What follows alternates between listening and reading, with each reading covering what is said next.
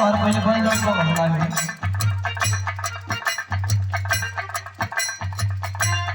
ठीक बोलो फरायदा छोड़ दो यार बैठो। ठीक बोलो सुना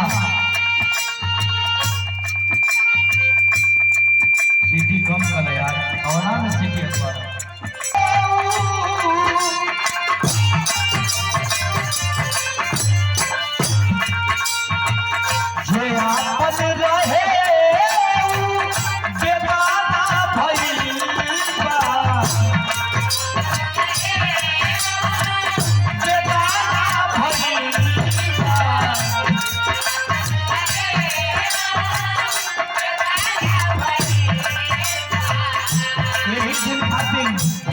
जाए हर जाए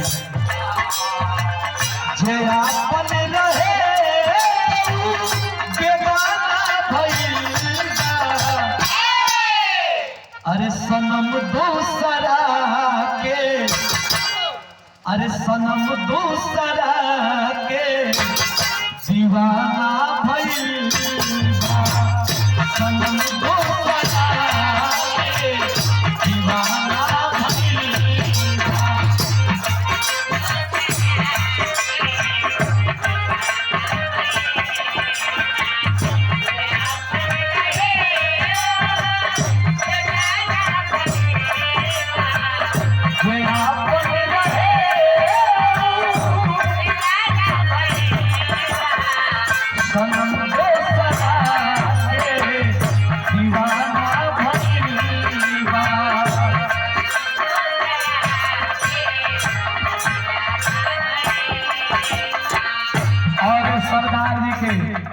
छोटे भाई वाह वाह परिवार के सदस्य रोहित भैया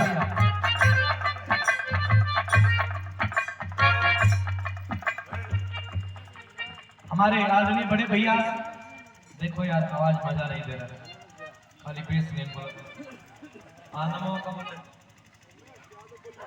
उमेश यादव परिवार के सदस्य बानी हमारे सरदार जी के भाई बानी बेस बोलता है यार सरदार जी के भाई बहुत क्या बात है। बारे उमेश भैया भगवान आपके बनैले रहा जैसे गंगा माई का पानी बढ़ेला वैसे आपका जिंदगानी बढ़ो अगर है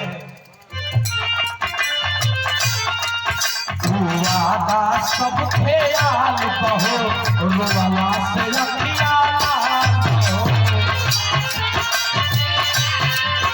रोवाला से रखिया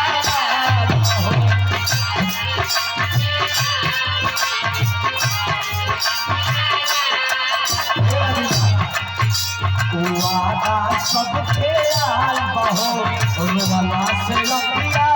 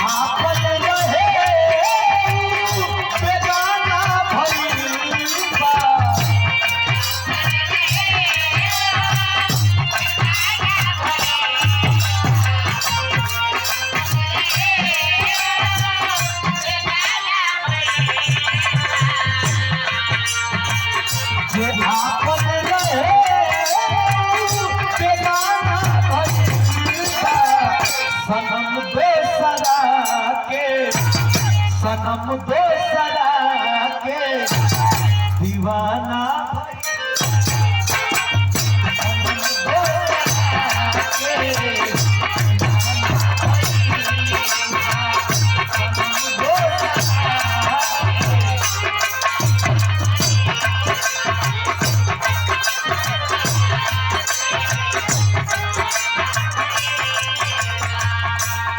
सरदार जी के परिवार से